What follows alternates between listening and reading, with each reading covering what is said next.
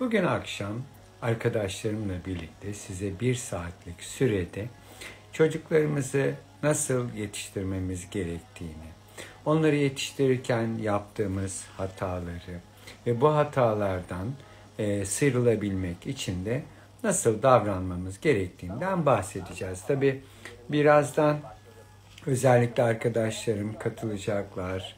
Durra Hanım, Mehmet Ali Bey, Emir Ali dostum, Yaprak Hanım.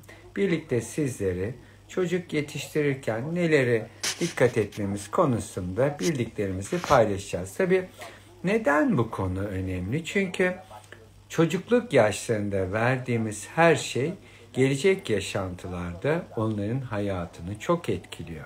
Yani onların mutlu olup olmamaları, yaşamda başarılı olup olmamaları aslında bizim onlara verdiklerimizle ortaya çıkıyor. Eğer onları iyi yetiştirirsek, yaşantılarında mutlu olabilecekleri bir ortam sağlarsak o zaman çok daha iyi olacağını düşünüyorum. Çünkü baktığımızda çocuklarımıza ne verirsek onu aldığımızı düşünüyorum. Yani çocuklarımız için yaptıklarımız hiçbir zaman aslında boşa gitmiyor.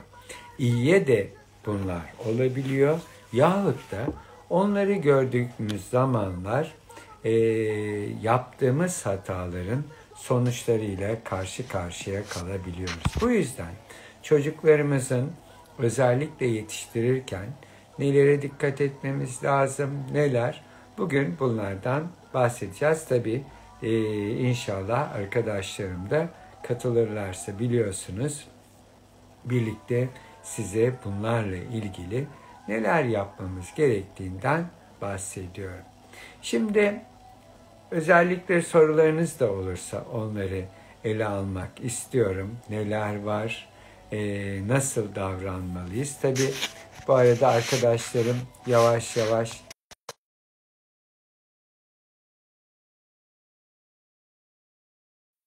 sonra da diğer arkadaşlarım gelirlerse onları da programa katmak istiyorum. Şimdi bahsettim nasıl çocuk yetiştirmemiz lazım. Özellikle merhaba Emir Ali dostum. Merhaba hocam, nasılsınız? İyiyim, çok teşekkürler. Sizler gelene kadar ben de konuyu açıyordum. Özellikle işte çocuklarımızı yetiştirirken nelere dikkat etmemiz lazım? Onlardan bahsediyordum yavaş yavaş. Tabii bunları program içinde açacağız. Ama özellikle ailelerin yapması gerekenleri belki daha çok açacağız. Çünkü onları yetiştirirken bizim yaptıklarımız ne kadar önemli olduğunu Merhabalar. Merhaba. Nasılsınız? hakikaten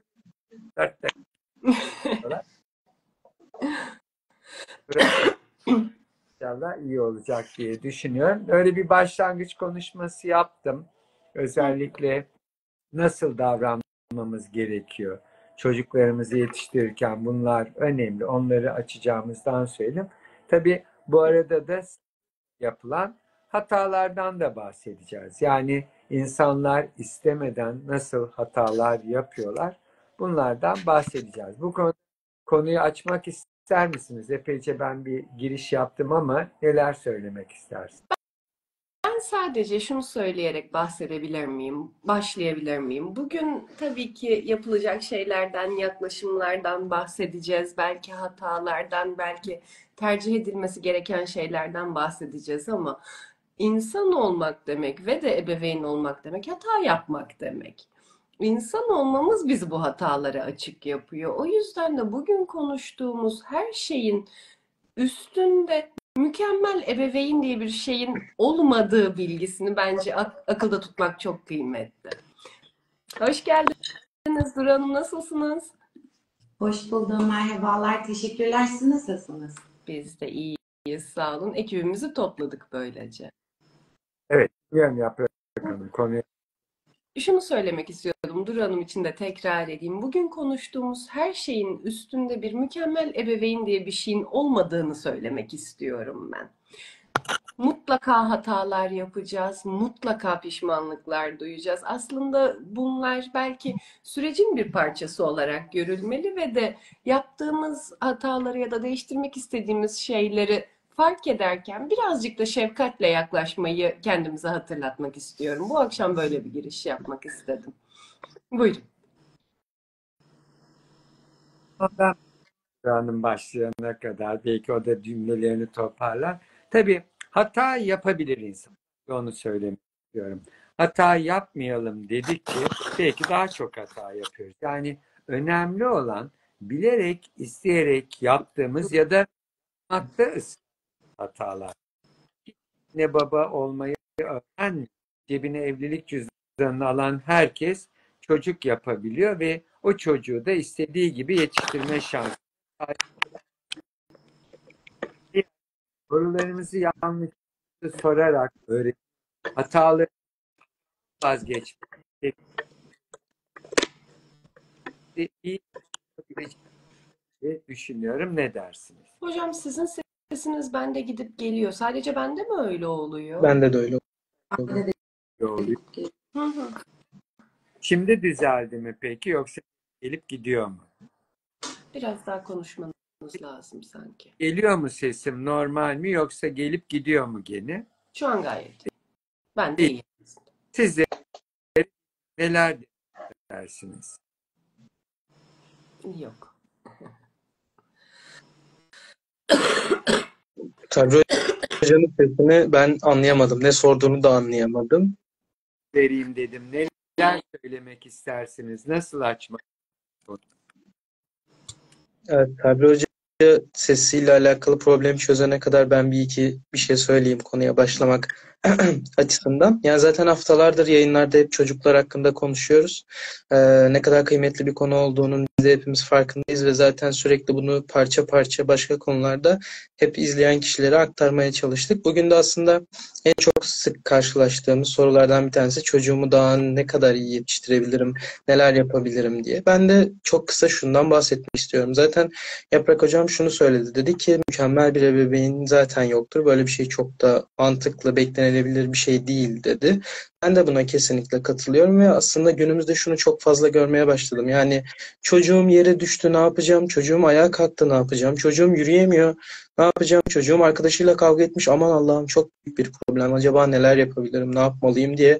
Böyle gerçekten her şeyi bir uzmana danışalım. Bir hadi şuna da soralım. Bir bunu da görelim diye sürekli bir böyle koşuşturma içerisinde olduğunu görüyorum ebeveynlerin. Kesinlikle bir noktaya kadar doğru bir davranış ama her şeyin fazlası nasıl zararsa kesinlikle bunun da bir noktada zarar olduğunu düşünüyorum ben. Yani her şeyi gerçekten sürekli ve sürekli bir yetkine danışmaya çalışmak, çocuğu tamamen sürekli bir o tarafa bir bu tarafa çekiştirmek ve kendimizi mükemmel bir noktaya çekiştirmeye çalışmak kesinlikle zararlı olduğunu düşünüyorum. O yüzden bugün belki söyleyeceğimiz trikler çok kıymetli olabilir. Çocuğu yetiştirirken gerçekten çok faydalı olabilir.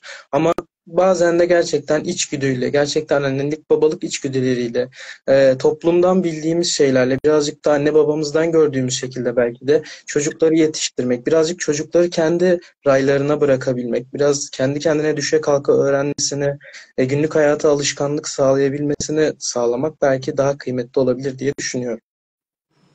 Ben sesimi kontrol etmek için soruyorum. Düzeldi mi sesim yoksa gene kesik kesik geliyor mu? Şu an İyi. iyi. evet şu an Gayet. Duru Hanım'ın fikirlerini öğrenelim. Ne diyorsunuz Duru Hanım bu? giriş yapmış olayım evet konumuza. Bu haftaki konumuz da çok kıymetli. Çocuğumu iyi yetiştirmek istiyorum ama nasıl? Evet birçok ebeveynden bunu duyuyoruz. Doğru bir ebeveyn miyim? Hata yapıyor muyum? Özellikle ben de şunu netleştirmek istiyorum. Mükemmel ebeveynlik diye bir şey yok. Hepimizin de bildiği bir şey. Hepimiz çocuklarımızı en iyi şekilde yetiştirmek isteriz tabii ki ama bazen yanlış bildiğimiz doğrular ya da farkında olmadığımız hatalar olabilir. E, Şimdi bence biraz daha tek tek inceleyebiliriz bunları konuşurken. Şunlara da bakabiliriz aslında.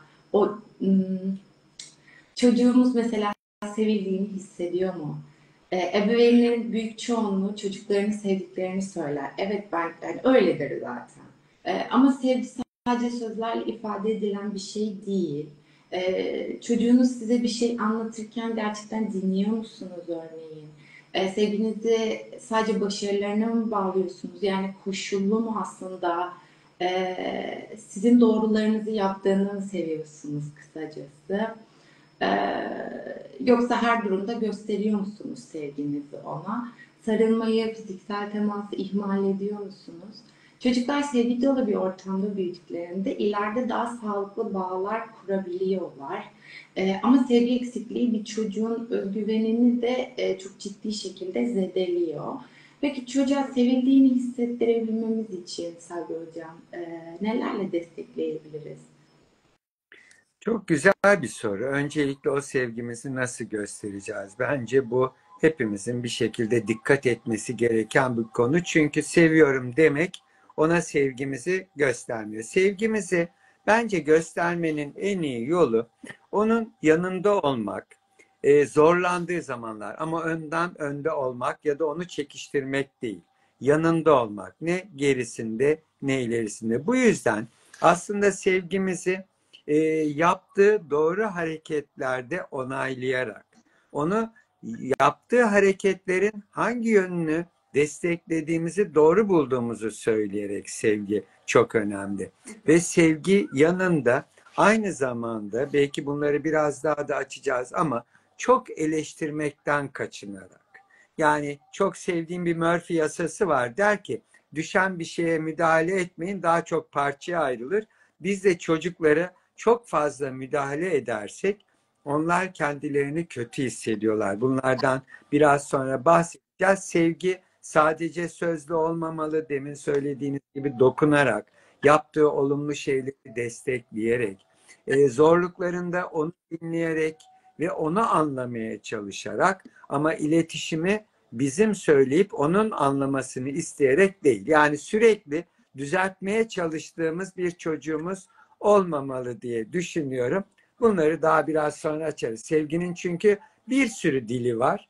O dilleri yavaş yavaş açarak gideriz ama temel fikir o sevgi, katılıyorum. Ben şunu sormak istiyorum. Belki fikrinizi de merak ediyorum. İyi yetişmiş bir çocuktan kastımız ne?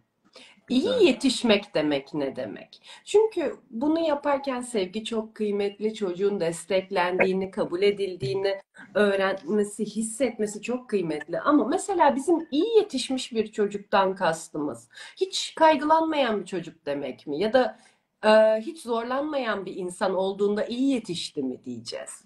Çocuğun mesela gelecekte bu insan iyi yetişmiş bir insan dediğimizde hangi özelliklere sahip olmasını bekleriz? Aslında ebeveynlikte çocuğumuza öğretmek, katmak istediğimiz özellikler neler? Belki biraz bunları da açmanın faydası olur mu? Mesela sorumluluk sahibi olması, bu bilinçte olması, etik değerlere uyması benim gözümde iyi bir insanın sahip olduğu özellikler.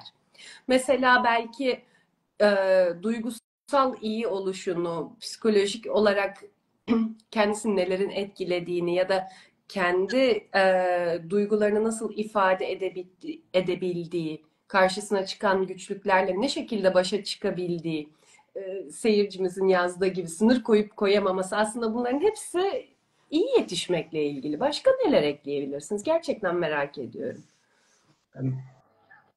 Ben yani zaten çok fazla şey saydınız hocam bence ama aklıma özgüven çok fazla geliyor şu anda. Yani bir çocuğun ilerleyen yıllarda belki de artık ebeveynlerin ona gösterdiği bir sevgiden kaynaklı, belki de başka bir şeyden ötürü çocuğun ilerleyen yıllarda çok özgüvenli olması, dediğiniz gibi sorumluluk sahibi olması ve nerede nasıl davranması gerektiğini bilmesi bence bu noktada çok da kıymetli. Aslında halk dilinde sürekli terbiye olarak adlandırdığımız bir kavram da var. Yani çocuklarımıza bir terbiye vermeliyiz, çocuklarımız terbiyeli olmalı diye çok sık, çok böyle düzenli olarak bunu kullanıyoruz. Ama yani dediğim gibi bu hani terbiyenin içerisine neleri koyabiliriz? Gerçekten de saygı, birilerine karşı saygılı davranmayı bilmesi onun iyi bir insan olduğunu gösterebilir ya da iyi yetişmiş birisi olduğunu gösterebilir. Sorumluluklarına ve işine ya da her ne yapıyorsa o anda ona karşı gerçekten tüm eforunu, tüm çabasını gösterdiğini görebilmek iyi yetişmiş olduğunu gösterebilir. Özgüveninin yüksek olması, insanlara karşı olan tavırları, konuşması, sosyal ortamlardaki davranışları, ne kadar çekingen olduğu ya da ne kadar aktif olduğu, belki de iyi yetişip yetişmediğini göstermiş olabilir. Arkadaşlarına ya da eşine, ailesine nasıl davrandığı, ne kadar iyi yetişip yetişmediğini gösterebilir. Aklıma şu anda benim bunlar geliyor aslında. Ben de kısa bir şey ekleyip Duru Hanım'a belki sözü verebilirim. Çok mu karanlık benim Evet. görüntüm? Onu birazcık ışıklandır düşünüyorum. Şimdi iyi mi biraz daha? Karanlık herhalde ama. Ben de şunu paylaşmak istiyorum. Empati yeteneğini verebilirsek çok önemli olur. Başkalarının duygularını görebilen, onlara saygı gösteren, başka insanların acılarında yanlarında olan, arkadaşlarını anlayabilen ve onlara zorbalık yapmayan bir çocuk herhalde doğru yetiştirilmiş bir çocuk diye düşünüyorum. Bilmiyorum, katılır mısınız? Kesinlikle tüm hocalarımın söylediklerine katılıyorum. Bence tüm bunların da yolu şuradan geçiyor. O çocuğun duygularını ve bedenini iyi tanımasından. Duygularını deneyimlemesine küçük yaşlardan itibaren tabii ki kendisine ve çevresine zarar vermeden müsaade edilmesine, orada da sınırlar giriyor aslında işin içine, sizlerin bahsettiği. Kendisini, duygularını, bedenini iyi tanıyan bir çocuğun empati yeteneği de güçlü olacaktır bence. Sorumluluk sahibi de olacaktır. Erdemli de bir çocuk olacaktır. Bunların hepsi aile dinamiklerinden, gelenek göreneklerin ötesinde aslında evet dünyada birçok insanın iyi yetiştirilmiş bir çocuk nasıl olur dediğinde vereceği cevaplar. Ben de oraya giden yoldan kısaca bahsetmiş oldum. Ekleyeceğim bir şey yoktu çünkü. Aslında belki bu bahsettiklerinizden yola çıkarak esnek olabilmek ve dayanıklılığı da gündeme getirebiliriz. Hayatta karşımıza çıkan problemlere karşı nasıl bir duruş sergilediğimiz, onlara nasıl yön verdiğimiz, ortaya çıkan duygularla nasıl başa çıkabildiğimiz, aslında bunlar hep çok kıymetli beceriler ve hayatta gerçekten çok faydası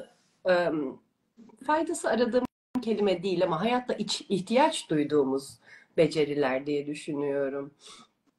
Ben de bir şey diyorum. O da şu: deneme cesareti olan, hata yapmaktan korkmayan, yaptığı hatalardan sonuçlar çıkarıp hayatını ona göre yürütebilen bir çocuk bence iyi yetiştirilmiş bir çocuk. Yani bizim yetiştirmek istediğimiz çocuk hata yapmayan çocuk olmamalı. Hata yapabilir. Önemli olan hatalarından ders alıp yola katılmalı. O yüzden de deneme cesareti bence önemli bir kavram diye düşünüyorum. Şimdiye kadar hata Deneme, yapmamış çocuk yetiştirebilen kimse oldu mu? Mümkünatı yok. Mümkün değil. belki bu noktada şunu da söylemekte fayda olabilir. Yani evet, hata yapmasını destekliyor olmalıyız. Çünkü çocuklar hata yapmadan bir şeyleri öğrenemiyorlar ama hata yaptığında bir cezaya maruz kalıyorsa ya da ailesinden sevgi görmemeye başlıyorsa bu çocuk hata yapmaktan ziyade bir şeyleri denemekten artık çekinmeye başlayacaktır muhtemelen. Bir yerden sonra artık hiçbir şeye atılım göstermediğini, hiçbir yeni bir şeyi denemeye çalışmadığını ve her şeyden korkup kaçtığını görmeye başlayacağız. Çünkü sevgi görebilmesi ya da ailesinden bir onay alabilmesi için mutlaka ve mutlaka gerçekten bir şeye başlayıp orada bir başarı sağlamalı ve arkasından sevgiyi öyle alabilmeli. O yüzden hata yapmasını istiyorsak biz bu çocukların ve gerçekten hata yaparak düşe kalka öğrenmesini istiyorsak bu noktada birazcık onları hata yaptıklarında da yanlarında olduğumuzu ve gerçekten onlarla birlikte bu yolu yürüdüğümüzü gösterebilirsek, gerçekten böyle arkalarında dayanabilecekleri bir dağ gibi ebeveynlerinin olduğunu farkına varabilirlerse, işte o zaman gerçekten bir şeyleri deneye yanıla öğrenerek çok daha söylediğimiz gibi iyi yetişmiş bir birey olarak karşımıza çıkabilirler bence.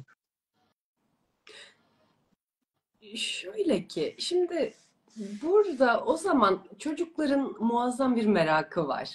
Dünyayı öğrenmek, keşfetmek, kendilerini tanımakla ilgili belki Duru Hocam bu konuda bir şeyler söylemek ister. Onların merakını köreltmek değil ama desteklemek, teşvik etmek, yeni şeyler düşünmeleri, farklı bakış açıları bulmaları için onları desteklemek aslında bu açıdan hem gelişim odaklı olmalarını sağlar, hem de kutunun dışından bakabilmelerini sağlayabilir. Meraklı bir şekilde hayatta ilerledikçe aslında çok farklı kapıların açıldığını görüyorum ben. Ne dersiniz hocam? Çok haklısınız Yaprak Hanımcığım bu konuda. Şöyle ki burada bence ayrıştırılamayan şey çocuğun yeni bir birey olduğu. Ee, evet, anne babalar şunu diyebiliyor. Ya işte bunun neyini merak ediyorsun? Ben bunu çok görüyorum ya da duyuyorum. Veya çocuk herhangi bir uğraşla ilgilenmek istiyor. Ya, bundan para kazanamayacaksın gelecekte ama deneyimlemek istiyor, ona bir alan açılmasını istiyor ve o bireyin hayat yolculuğunun nereye gideceğini inanın bilemeyiz. O yüzden söylediğiniz gibi bu çocukluk yaşlarından itibaren çok çok kıymetli.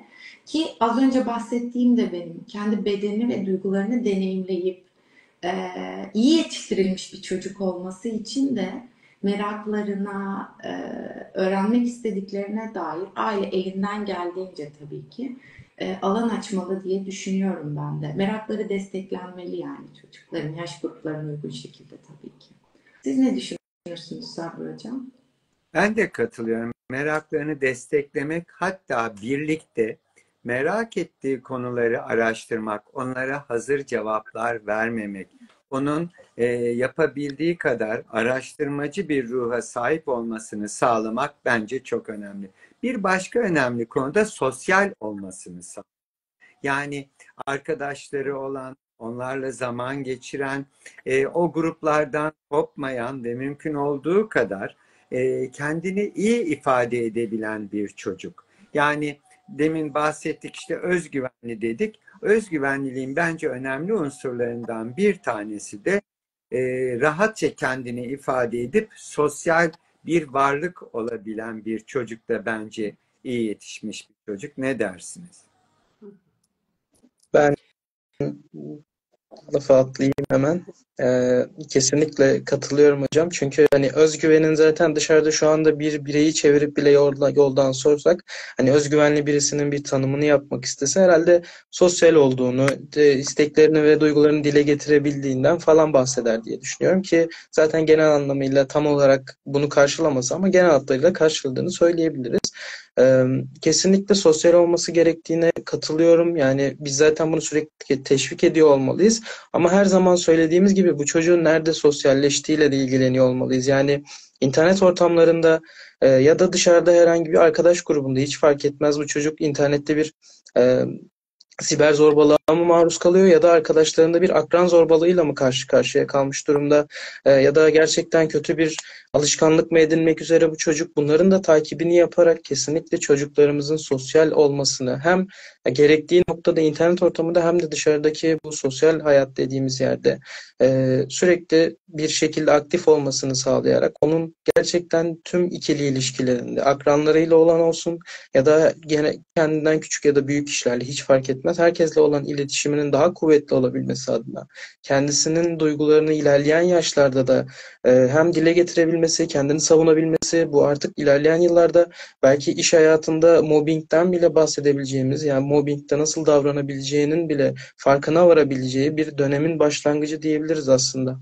Eğer bir çocuk arkadaş ortamında zorbalanmıyorsa, gerçekten istediği şekilde hareket edebiliyorsa ve arkadaşları tarafından sevilerek oyun oynayabiliyorsa, sohbet edebiliyorsa, ilerleyen yıllarda da zaten bu bireyin kendisini her zaman düzgün bir şekilde ifade ettiğini, duygularını dışarıya vurabildiğini ve belki Freudian bir deyimle hani egosunun daha kuvvetli olduğunu ve diğer insanlara karşı daha sağlam durabildiği, direkt çok büyük problemler yaşadığında hemen belki psikolojik olarak çok büyük rahatsızlıklar yaşamadığını da söyleyebiliriz. O yüzden bence çok temel bir kavram bu sosyalleşme ve özgüvenin oluşturulması. O yüzden bence çok kıymetli olduğunu düşünüyorum ben.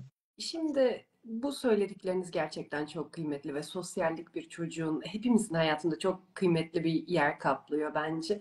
Ve siz şunu söylerken bir ebeveyn olarak içimden şunun geçtiğini fark ettim ama çocuğu dünyaya karşı korumak da benim sorumluluğum. Şimdi bu noktada ebeveynlerin birazcık geride kalmayı seçtiği konulardan bir tanesini bahsetmek istiyorum. Bazı konuları eğitim konusunda çocuğumuzla konuşurken konuşmaya çekinebiliyoruz. Bazı tabu konular var. Kültürümüzde de, aile içinde de olabilir. Bu cinsellikle ilgili olabilir. Bu teknoloji kullanımı olabilir. Bu tabu olmayabilir ama belki konuşulmaya fırsatımız olmayan bir şeydir. Bu kız erkek ilişkileri olabilir, madde kullanımı olabilir, sigara içmek olabilir, nasıl hayır deneceği olabilir. Şimdi çocuklarımızın kendini savunacağı yerde neye karşı ne şekilde savunmaları gerektiğinin en doğru bilgisini aslında aileden ve ebeveynlerinden alıyorlar. O yüzden de bu konuları konuşmaktan çekinmemek aslında çok kıymetli. Çocuğa bedenini, hayır demesini, elindeki o teknolojik aletleri nasıl kullanabileceğini, arkadaşlarından gelecek teklifleri ya da gelebilecek teklifleri, bunlara nasıl hayır demesi gerektiğini, belki bir panik B planı olabilir. Ya da kendisine bir sigara ikram edilirse ne yapması gerektiğini, bu gibi konularda hem sonuçlarını biz anlatmalıyız hem de onlara bu konuda yol göstermeliyiz. Bence burası çok önemli bir konu ve de bu konular bir kere konuştuk hadi artık yeterli değil. Belki birkaç kere de gündeme gelmeli diye düşünüyorum. Katılır mısınız bana? Ben katılıyorum. Tabii bunların içerisinde zorlukları olduğu zaman gelip bizi paylaşabilmesi, yardım alabilmesi, reddedileceğinden, tenkit edileceğinden korkmadan bunları dile getirebilmesi çok önemli. Demin güzel bir katılım vardı. Yani travma yaşamasınlar diye biz travma yaşıyoruz deniyordu. Doğru.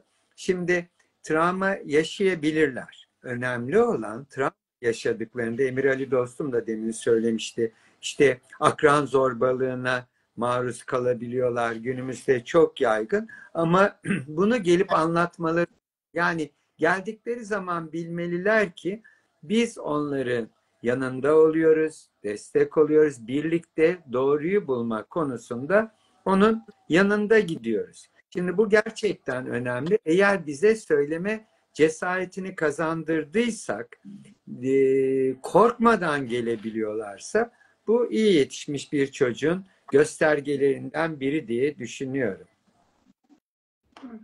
Kesinlikle hocam. Ben de katılıyorum ve dediklerim de var sizleri dinledikten sonra. Burada aslında etkili iletişim giriyor işin içerisine. Bu günlük hayatta kullandığımız etkili iletişimden çok çok farklı. Çünkü burada ebeveyn ve çocuk dinamiğinden söz ediyoruz. Ve ben ailelerde, ebeveynlerde şunu çok sık gözlemliyorum. Çocukların dinlediklerini düşünüyorlar. Ancak cevap vermeye odaklılar.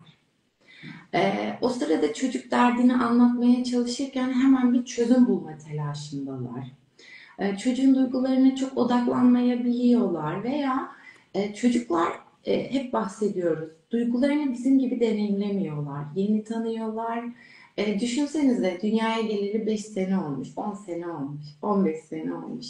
Ve bizden çok çok daha az deneyimleri var haliyle. Şunu çok sık duyabiliyorum. Buna mı üzüldüm? Buna mı kızdın? Buna mı öfkelendin? Çocuklar bu noktada da kaçabiliyorlar anlaşılmadıklarını hissettikleri için. Bunlar yerine ne yapabiliriz peki? Onun duygularını ciddiye alabiliriz. Çünkü onun deneyimlediği duygu o, ifade edebildiği o. Ve cevap vermek ya da çözüm sunmak yerine hemen gerçekten dinlemek. Ne diyor bize?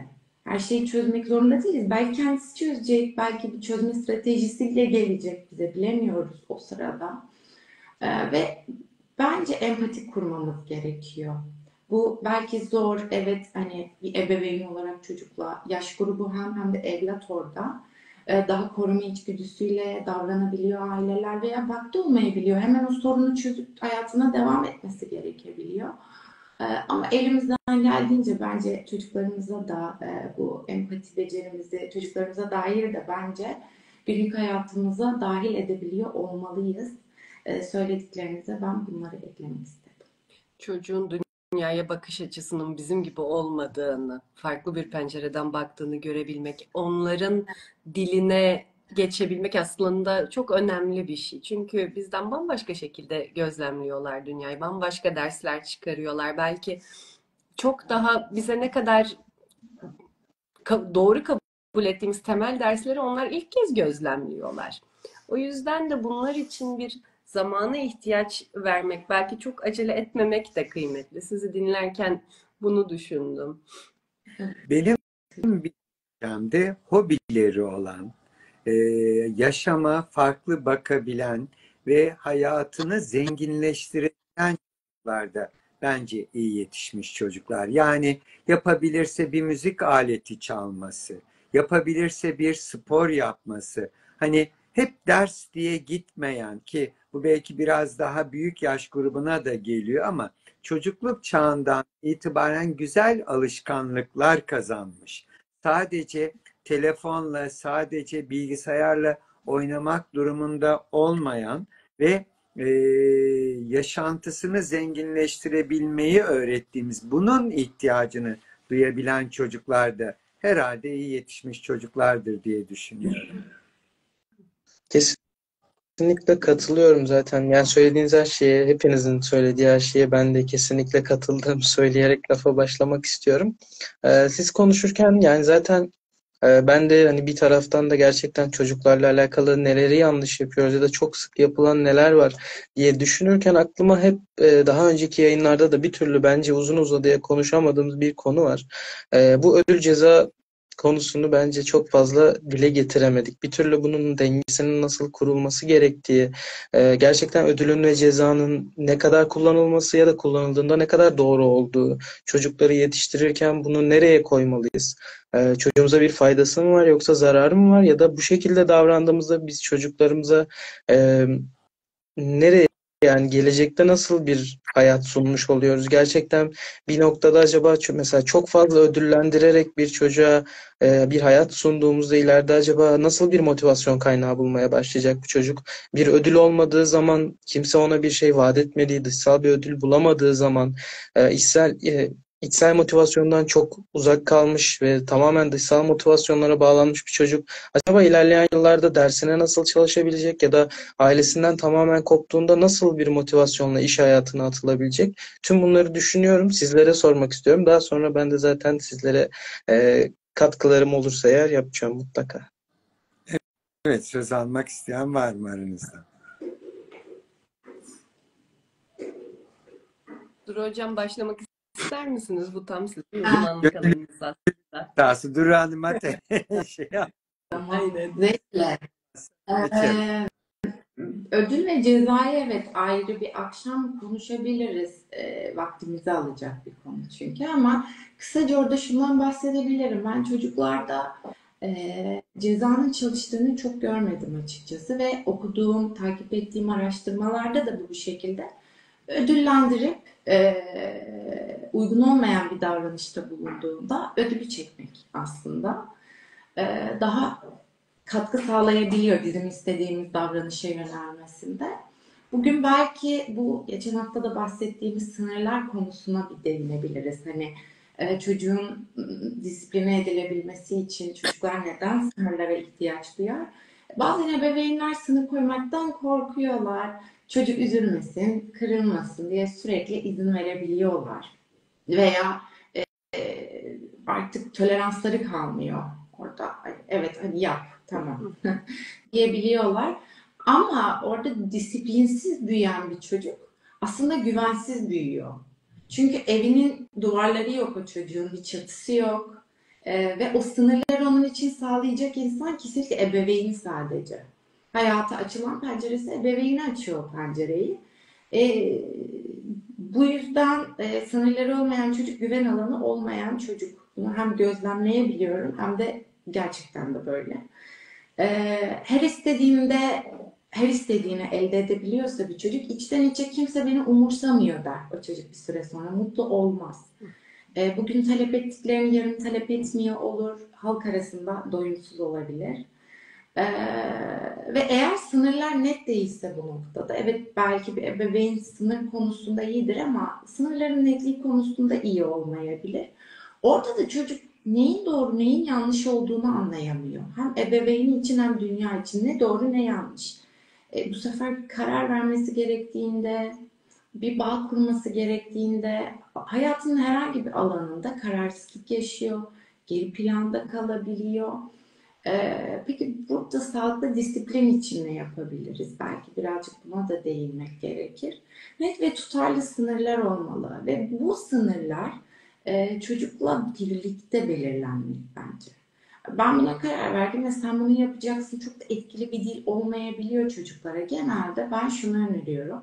Çocuğa iki seçenek sunmak. Kendisi seçiyor ve kendisi seçtiği için diretmiyor da orada. Karşı gelmiyor aileye. Bu noktada açıklayıcı olmak, evet birlikte karar verirken tabii ki biz istediğimiz sonucu elde etmek için örneğin akşam 9'da tabletini bana vermelisin çünkü onda yatakta olmanı istiyorum ve konuşmuştuk, hani bunun bir arka planı var. Uyumadan bir saat önce ekranı bırakıyoruz her birimiz, sen de görüyorsun gibi şey değil orada. Yani tableti bırakıyorsun, sayıyorum. Bir, iki, üç gibi çok da çalışmıyor bence. Ve burada aslında şunu da belirtmek isterim. Ödül ve ceza sisteminden daha çok burada doğal sonuçları öğretmek çocuğa. Oyuncaklarını toplamazsan odan dağınık olur ve bulman zorlaşır gibi. Tabii yine burada bir arka planı var. Bunun geçmişinde buna dair konuşmalar ve kararlar var. Ama dediğim gibi doğal sonuçlardan da bahsetmek gerekiyor. Burada çocuk çünkü hayatı boyunca ödül ya da cezaya maruz kalmayacak. Bu şekilde şekillenmeyecek davranışları. Bunlardan bahsedebilirim ben Sabri Hocam. Siz ne düşünürsünüz? Ben şöyle düşünüyorum. Çok güzel bir konu sınırlar. Ama o sınırları ebeveynler doğru mu çiziyor? Ben bu konuda biraz şüphedeyim. Çok fazla sınır koyarsak sürekli o sınırları ihlal etmek isteyen bir çocuğumuz olacak. O yüzden eğer çocuklar çok karşı çıkıyorlarsa biz o sınırlarda bir hata diye düşünüyorum. Hep örnek veriyorum. Tatil kasabalarında sessiz sedasız güzel yemek yiyen bir çocuklu aile varsa mutlaka yabancı, ama arkasından koşturarak elinde tabak giden bir anne varsa kesin bizden diye düşünüyorum. Çok da yani şaşırdığım olmuyor. Bundan şuna gelmek istiyorum. Çok fazla müdahale ettiğimizde hep müdahale edilecek çocuklarımız oluyor. Onun için şunu düşünmemiz lazım, benim düşüncem. Müdahale edersem ne olur? Çok çok önemli mi müdahale etmem? Müdahale etmezsem ne olur? O yüzden çok büyük bir problem yaratmayacaksa genel olarak sınırları rahat hareket edebilecekleri şekilde koyarsak o zaman bu sınırları ihlal etmeyecek çocuklarımız olur. Nelerde bu olabilir? İşte yatma saati, yemesi, yapması gereken, dişini fırçalaması, uyması gereken, biz davranışların temel prensiplerini belirlersek o zaman daha özelinde daha kolay olacak diye düşünüyorum. O yüzden anne babalara bence başlangıçta daha çok iş düşüyor. Çok mu dar sınırlar koyuyorum yoksa geniş mi tutuyorum? Son bir şey de paylaşayım. O da şu. Önce sınırları çok daraltıp sonra gevşettiğimizde, o ağladığında, tepki verdiğinde işte o zaman problem oluyor. Ağlayan çocukların her ağladığını yaptığımızda da artık kontrol tamamen onlara geçiyor. Bilmiyorum, katılır mısınız? Katılıyorum. Bence bir noktada sizin bahsettiğiniz örnek Duru hocamın söylediği doğal sonuçları da andırıyor. Eğer masaya oturmazsan aç kalırsın ya da eğer oyuncağını kırarsan bir süre o oyuncakla oynayamazsın. Davranışlarının nasıl sonuçlarının olduğunu görmesine fırsat yaratmak gerekiyor aslında çocukların. Ve ben şunu da düşünüyorum. Sizi dinlerken Şimdi nasıl ki ceza limitimiz çok alçak olmamalı, bence ödül limitimiz de çok alçak olmamalı. Çok mikro davranışları ödüllendirdiğimizde ya da hali hazırda yapması gereken sorumlulukları, mesela dişini fırçalamak gibi bir davranışı sürekli ödüllendirdiğimizde, bu sefer çocuk bunları ödüle bağlı da yapmayı beklemeye başlayabiliyor. Bir de bir ödül doygunluğuna da ulaşıyor. Çocuğa alabileceğimiz oyuncak sınırlı ya da ona verebileceğimiz imkanlar sınırlı. Bunu materyalistik, maddi şeylerle değil de biraz daha duygusal desteklerle yapmayı, ödüllendirmeyi öneriyorum ben. Mesela takdir edilmek olabilir. Arkadaşınla bunu paylaştığın için seninle çok gurur duyuyorum demek aslında çocuk için bir ödüldür. Ya da mesela ona daha fazla sorumluluk vermek. Aferin, evin anahtarını taşımayı hak ettin. Bundan sonra bu anahtardan sen de sorumlusun diyebilmek çocuk için bir ödüldür. Belki bir deneyim. Aileyle birlikte bir yemek yiyebilmek ya da bir yürüyüşe çıkabilmek, birlikte ayrılacak bir zaman bile aslında bir çocuk için ödül.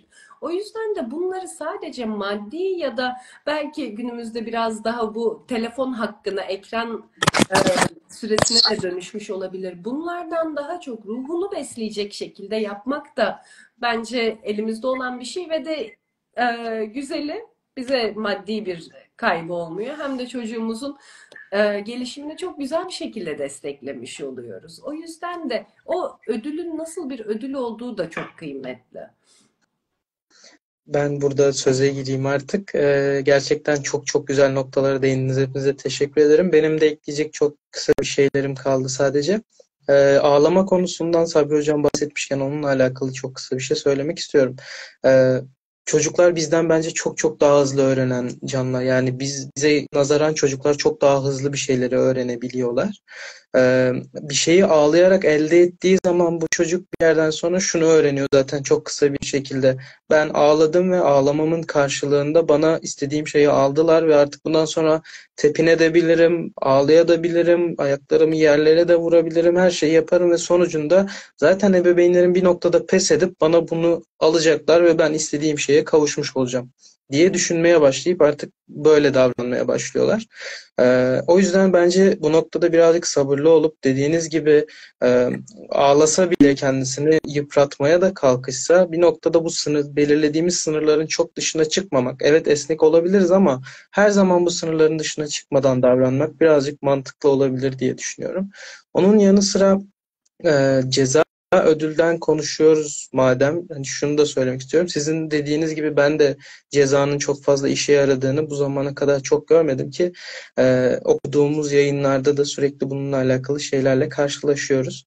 Ödül noktasında da Yaprak Hocam'ın dediği gibi gerçekten çocuğun artık ulaşabileceği ödüller, bizim de ona sürekli sağlayabileceğimiz ödüller ve bunu sürekli yapmadan her dakika gerçekten artık bunu bir bağımlılık, bir alışkanlık haline getirmeden çocuğun kendi sorumluluklarını bir noktada artık ödüle ihtiyacı olmadan kendi ailesinin sağladığı dışsal motivasyonlardansa içsel motivasyon sağlayarak bir şekilde kendisi yapması gerektiğini öğrenmeye başlaması gerektiğini düşünüyorum. O yüzden hani ceza sürekli bir ceza ya da sürekli bir ödülden ziyade bu çocuğun nasıl motivasyon sağlaması gerektiğini çocuğa belki birazcık öğretebiliriz. Çok fazla ceza koyduğumuz zaman da çocuğun bir noktada artık hoşuna gitmeye de başladığını görebiliyoruz. Yani yasak olan şey her zaman çocuğun hoşuna gider. Şeker mesela yasaktır ya da bilgisayar yasaktır ve sürekli ona ulaşmaya çalışır. Ulaşmadıkça hırçınlaşır. Yani ceza koyduğumuz noktada belki onu uzaklaştırmaya çalışıyoruz bir noktada ama ceza koyduğumuz şeye çocuğun birazcık daha ilgisinin olmaya başladığını görebiliyoruz. Yani o yüzden gerçekten söyledikleriniz çok kıymetli. Ceza ödül dengesi sınırların gerçekten çok düzgün bir şekilde çizilmesi ve ona göre hareket edilmesi gerektiğini düşünüyorum ben. Ben de rutinlerden bahsetmek istiyorum. Demin bir seyircimizin paylaştığı rutinler çok önemli. Rutinlerine alıştırmamız lazım ve bu rutinlerin yapılması gerektiği. İkincisi de biraz konu başlığı olarak belki olabilir ama ceza değil fakat sınırlar çok önemli. Yani sadece ödülle yapmamız zor ama sınırlar da benim düşüncem onları verebildiğimizde yani sadece kendi isteğinin dışında bu saatte yatacağız. Bu bizim prensibimiz deyip buradan geri atmayışımız bence önemli diye düşünüyorum. Çünkü çok sevdiğim bir laf var. Der ki hiç kimse size karşı değildir. Herkes kendinden yanadır. Çocuklar da kendi istedikleri olsun diye bunun peşine tepki verebilir. Ama hiç kızmadan tepkilerimizi sadece olduğumuz yerde bu böyle olacak diyerek ve bunu açıklayarak, bu da çok önemli, söylediğimiz zaman onlara uyum göstermeleri bir süre sonra daha kolay olacak. Ama biz söyler söylemez çok haklısın deyip hemen davranışlarını değiştireceklerini beklemek de çok kolay değil. Hatta benim teorim var, yaşı kadar ay alabiliyor. 3 yaşında bir çocuğun davranış kazanması 3 ayı bulabiliyor diye düşünüyorum. Şimdi burada şeyi de söylemekte fayda var. O sınırları çizerken çocuklar kendi duygularıyla nasıl başa çıkacaklarını öğrenmemiş olabilirler. Ağlar ağlar susar ya da tepinecektir ve bırakacaktır demek belki o çocuğun bununla çok sağlıklı bir şekilde başa çıkmasını sağlayacak bir yöntem değil. Orada evet, sınırımız net. Bu oyuncakla oynanmayacak ya da televizyon açılmayacak. Ama ağlayan bir çocuğun öfkeli olduğunu anlıyorum ya da üzgün olduğunu görebiliyorum. Ne hissediyorsun? O duygularını ortaya çıkarmasına bir alan açabilmek. Hadi şimdi nefes alıp verelim. Göbeğimize derin nefesler alalım. Ağzımızdan verelim. Bu ufak gevşeme egzersizleri belki öğretilebilir. Onları yapabilmek, elinden tutup sakin bir yere götürüp belki bir kavga ettiyse o ortamdan uzaklaştırıp bir yürüyüş yapıp biraz sakinleşmesine alan açabilmek, onun o anda e, bu duygularla nasıl başa çıkabileceğini kendisine öğretmek için de çok güzel bir fırsatımız var demek bence.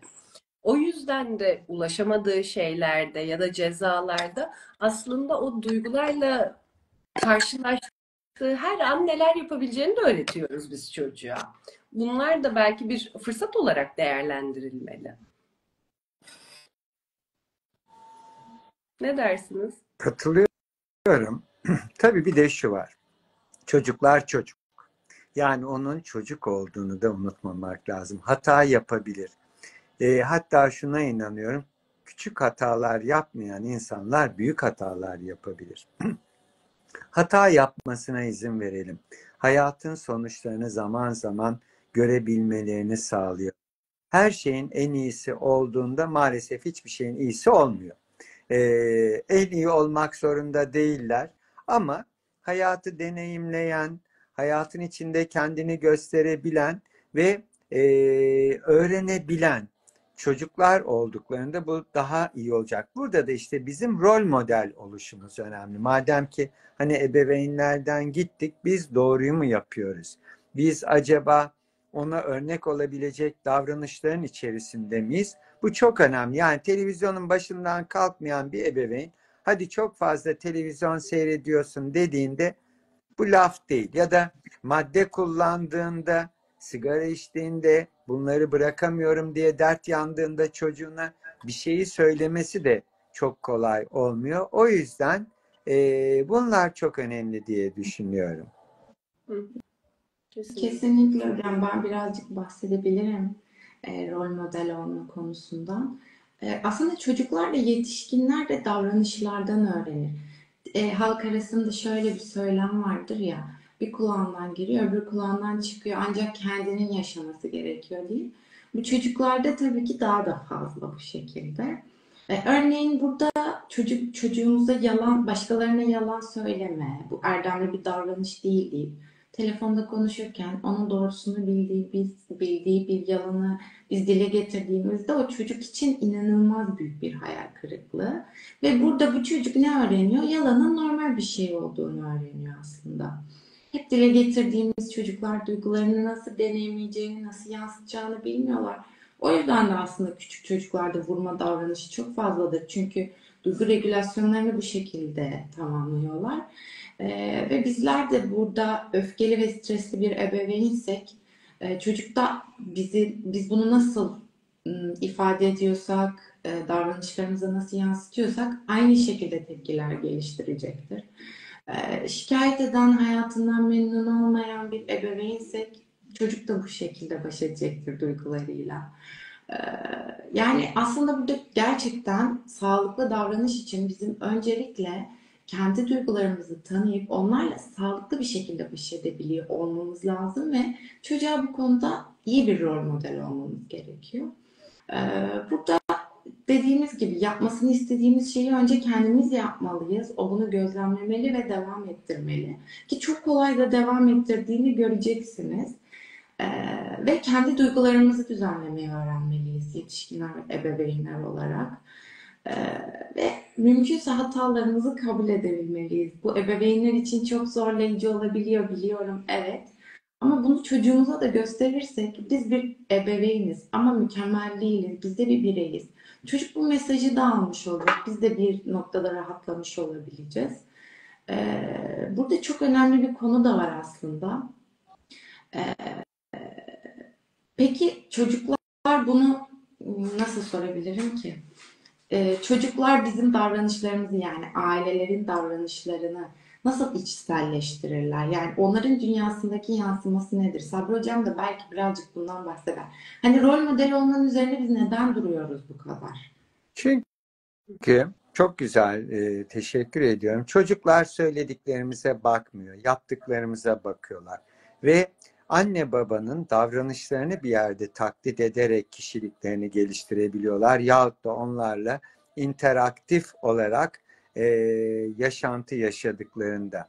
Bu yüzden onlara bir şeyi yap demek yerine rol model olmak gerçekten önemli. Biz yalan söylüyorsak yalan söylüyorlar. Düzgün bir insan olmaya çalışıyorsak onlar gayret ediyorlar ve o yüzden de onlarla gerek onlarla olan gerek çevreyle olan davranışlarımıza çok dikkat etmemiz lazım. Yani Yaprak Hanım'ın dediği gibi biz telefonda onlara şahit olacağı bir şekilde yalan söylüyorsak onlar şunu görüyorlar: yalan söylenebilir. Artık siz istediğiniz kadar yalan kötü bir şeydir deyin, sizin söylediğinizi alacaklar. Bu yüzden çocuklarımızın kişiliğinin gelişiminde bizim o davranışlarımızı içselleştirmeleri gerçekten önemli ve biz aslında şuna hep inanıyorum: elma ağacının dibine armut düşmüyor. Çocuklarımızda problem varsa, çok güzel birisi yazmıştı, önce kendimize eğitmemiz lazım. Kendimize eğitmiyorsak, istediğimiz gibi davranıyorsak, evde onların yanında büyük seslerle kavga ediyorsak ve ondan sonra istediğimiz lafları söyleyip sonra pişman oluyorsak, hatta biz isim vermeyiz ama yaşantıları anlatırız, ben vuruyorum ama sonra pişman oluyorum, çok özür diliyorum diyorsak, maalesef bunlar çocuklarımıza iyi geçmiyor. O yüzden çok itinalı olmamız lazım. Onların hayatlarında yaptığımız yanlışlardan özür dileyebilmemiz lazım. Yani bu çok çok önemli. Ben hata yaptım, bunu yapmamalıydım şeklinde günah çıkarmak da bence çok önemli diye düşünüyorum. Aslında bizim tepkilerimizi öğrenmemiz, bizim kendimizi yavaşlatmamız, belki sakin bir ses tonuyla konuşmamız, olaylara verdiğimiz tepkileri kontrollü bir şekilde yapmamız çocuk için çok kıymetli bir şey. Duru Hoca dinlerken bir örnek aklıma geldi. Kendi hayatımdan bir arkadaşım var. Çocuğu annesinin sigara içtiğini anneannesinden saklamasına yardımcı oluyor. Kendi annesine yalan söylemesinin sorumluluğu çocuğun üstünde. Şimdi bu bahsettiğimiz gibi aslında çocuğa çok karmaşık mesaj da veren bir davranış. Çünkü hem saklamayı hem yalan söylemeyi hem de bunun anne çocuk arasında doğru kabul edilen bir şey olduğunu da öğretmiş oluyoruz. O yüzden aslında bu belki sevimli anekdotlar hayata bakış açımızı da etkileyen bir tarafları da oluyor. Bu arada Buyurun. şunu eklemek istiyorum ben. Estağfurullah hocam.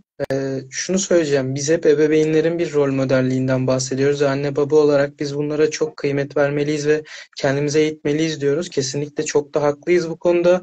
Zaten çocuklar genel anlamda her zaman anne babasının bir davranış sergilediğinde karşılığında ne bulduğunu görerek ya da hangi olayda nasıl davranış sergilediğini görerek bir şeyleri öğreniyor. Yani Az önce söylediğim gibi çocuklar gerçekten çok kolay bir şeyleri öğrenebiliyorlar bizden, yaptıklarımızdan. Ama şuna da değinmek istiyorum.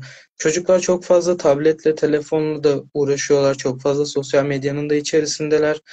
YouTube'dan ya da Instagram'dan ya da herhangi başka bir mecradan sürekli bir şeyler izliyorlar ve aslında belki de sadece bizden de rol model almıyor olabilirler bu çocuklar. İzlediği yerlerde izledikleri insanların nasıl davranışlar sergiledikleri, bu davranışların sonucunda nasıl tepkiler alabildikleri, belki kurgulanmış bir olayı gerçek bir şekilde bile algılayıp aslında hiçbir yanlış olmadığını da düşünmelerine neden olabilirler. Evet, biz kendimize eğitmeliyiz, davranışlarımıza dikkat etmeliyiz, fakat bu çocukların gerçekten bizden başka kimleri rol model aldıklarını ve bu rol model aldıkları insanların neler yaptıklarını, neler gösterdiklerini, iyi bir rol model olup olamayacaklarını da takip etmemiz gerekiyor.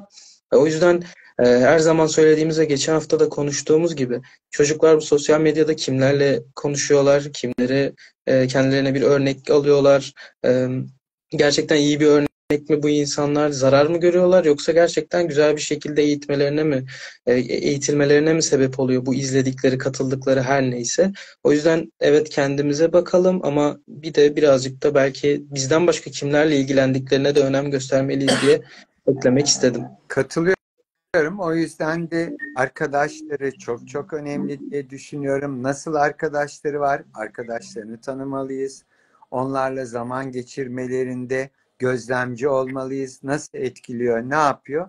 Bu da çok önemli diye düşünüyorum. Yavaş yavaş isterseniz toparlayalım. Programımızın da sonuna geliyoruz. Ben katılan herkese teşekkür ediyorum. Çocuk yetiştirmek bir o kadar zor, bir o kadar kolay. Bazı konulara dikkat ettiğimiz zaman daha iyi yetişiyorlar diye düşünüyorum. Ama kendi başlarına bırakır ve istediğimiz gibi davranırsak sonuçlar çok iç açıcı olmaz diye düşünüyorum. Sonradan pişman olmamak için hayatın başından itibaren bu konuda özen göstermek gerekir diyorum. Sizle Bugün, de bugünün aslında belki en kıymetli mesajları bence şu da olabilir mi? Biz bir çocuğu yetiştirirken sadece ona olan davranışımızdan bahsetmiyoruz.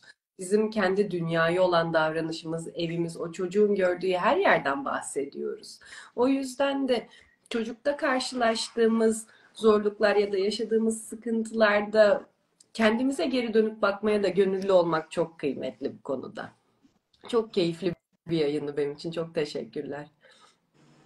Ben de şöyle hemen çok Buyurun hocam. kısa bir şey söyleyip Duru hocama vereyim lafı. Yani tüm söylediklerimize ek olarak şunu söyleyerek yayını kapatabiliriz bence.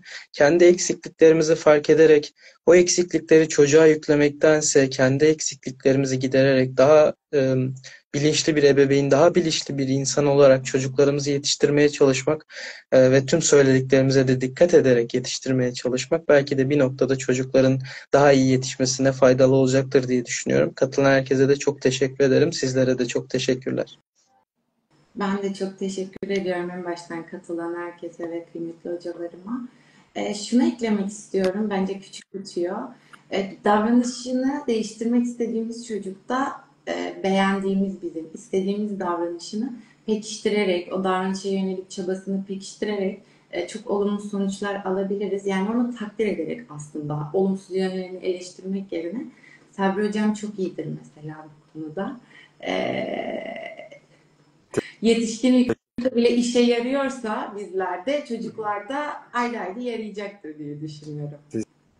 sizlerin tevazularınızla ilgili diye düşünüyorum. Çok Teşekkürler teşekkürler. hocam. Herkese iyi akşamlar İyi diliyorum. akşamlar. Sağ olun. Sağ olun. Hoşça kalın.